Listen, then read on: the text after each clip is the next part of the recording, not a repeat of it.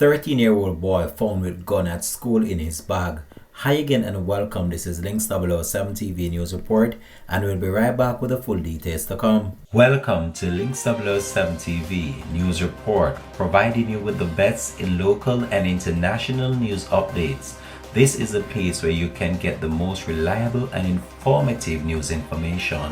Links 007 TV News Report. Welcome back and thanks for joining us. This is Links 007 TV News Report. A St. James licensed firearm holder is to face the court soon after his 13-year-old son was found with a gun at school. The 63-year-old Richard Henry, a farmer of Irwin Meadows in the parish, has been charged with negligence, loss of a firearm, and failure to store a firearm properly. Police say that on December the 9th at around 8:30 a.m., the boy was searched at school when a Glock 19 pistol with a magazine containing 7 9mm rounds was found in his bag.